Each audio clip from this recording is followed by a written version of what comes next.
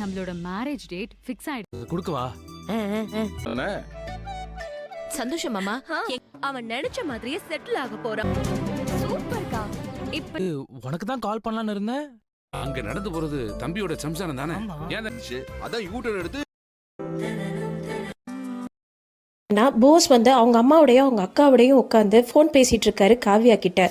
காவ்யா கேட்குறாங்க, உங்களோட liver second stage அளவுக்கு வீக்காக இருக்குது, நீங்கள் ஏன் ரொம்ப குடிப்பீங்களா அப்படின்னு கேட்குறாங்க. இல்லை அப்படிலாம் நான் குடிக்க மாட்டேன், நான் பார்த்துக்கிறேன் அப்படின்னு சொல்லி போஸ் சொல்கிறாரு. அதுக்கு உடனே அவங்க அம்மாவும் அக்காவும் சந்தோஷப்பட்டு நானும் என் மருமகள்கிட்ட பேசுகிறேன்னு அவங்க அம்மா கேட்குறாங்க.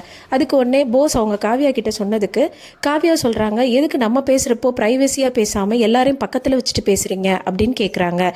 இதனால முடஞ்சு போயிடுறாங்க மாமியாரும் அவங்க நாத்தனாரும். அப்புறம் ஒரு வழியாக காவியா கன்வின்ஸ் ஆகி சரி ஃபோனை கொடுங்க நான் பேசுகிறேன் அப்படின்னு சொல்லிட்டு அவங்க மாமியார்கிட்ட பேசுகிறப்போ மாமியார் கேட்குறாங்க, ஏம்மா இந்த பிளட் டெஸ்ட்லாம் எடுக்கிறீங்க, நமக்குள்ள நம்பிக்கை தானே ரொம்ப முக்கியம் அப்படின்னு சொல்லி மைல்டாக கேட்குறாங்க. அதுக்கு உடனே காவியா சொல்கிறாங்க, இல்லை நான் யாரையுமே நம்ப மாட்டேன், நம்புறதுக்கு எனக்கு நிறைய இது தேவைப்படும், டவுட்ஸ் நான் கிளியர் பண்ணிக்கிட்டா தான் நான் நம்புவேன் அப்படின்னு சொல்லி காவியா சொல்கிறாங்க.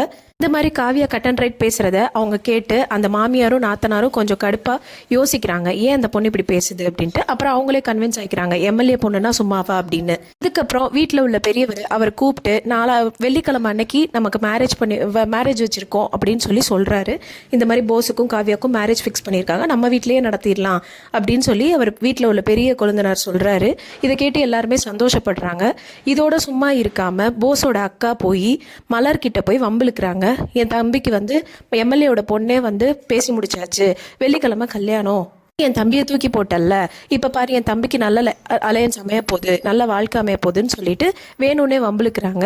நீ வந்து என்ன பண்ண போற அப்படின்னு சொல்லி கேவலமாக கேட்டதும் மலர் சொல்கிறாங்க, நான் படிக்க போகிறேன், நான் ஒன்றும் உங்கள் தம்பியை நினச்சி ஃபீல் பண்ணிட்டு இருக்கிற ஆள் கிடையாது, நான் படிக்க போகிறேன், நான் வந்து 12th பாஸ் பண்ணிவிட்டு லா படிக்க போகிறேன் அப்படின்னு சொல்கிறாங்க. இதை கேட்டோன்னே அவங்க தங்கச்சி தமிழும் ஓடியாந்து, அக்கா ரொம்ப ஹாப்பிக்கா, நம்ம ரொம்ப ரொம்ப சந்தோஷப்படுறேன், நீங்கள் 12th திருப்பி படிக்கிறேன்னு சொன்னதுக்கு, பழைய மலரை நான் பார்க்குறேன் அப்படின்னு சொன்னோன்னா இதனால இரிட்டேட் ஆகி போஸோட அக்கா அந்த இடத்த விட்டு கிளம்பி போயிடுறாங்க. அதுக்கப்புறம் திரும்ப போஸும் காவியாவும் ஃபோன் பேசிக்கிறாங்க. அப்போ காவியா வந்து போஸ் பேசுறதுக்கெல்லாம் ஈஸியாக மடங்கிடுறதா நினச்சி போஸ் சந்தோஷப்பட்டுக்கிறாரு. அப்புறம் என்ன ஆகுதுன்னா, ரோட்டில் வந்து தமிழ் நடந்து போயிட்டுருக்காங்க காலேஜ்க்கு, லேட் ஆயிடுச்சுன்னு சொல்லி. அப்போ அவங்க ஹஸ்பண்ட் வந்து அந்த பக்கமாக கிராஸ் பண்ணி போகிறாரு. அப்போ அந்த ஹஸ்பண்ட் கிட்ட 2 பேர் வந்து வம்பிழுக்கிறாங்க, நீங்கள் 2 பேரும் டிவோர்ஸ் பண்ண போகிற கப்பல் மாதிரியே தெரியல, ஊருக்குள்ளே பேசிக்கிறாங்க, நீங்கள் 2 பேருமே டிவோர்ஸ் பண்ணிக்க மாட்டீங்கன்னு எங்களுக்கு எல்லாருக்குமே தெரியும் தம்பி, சண்டை தான் போட்டுக்குவீங்களே ஒழிய டிவோர்ஸ் பண்ணிக்க மாட்டீங்க அப்படின்னு வம்பு வளர்த்துட்டு போகிறாங்க.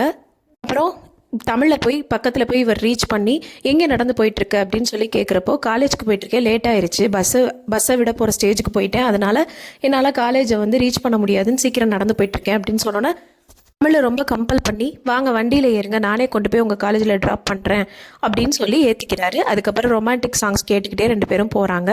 இதோட இன்னைக்கு எபிசோட் முடிஞ்சிருச்சு.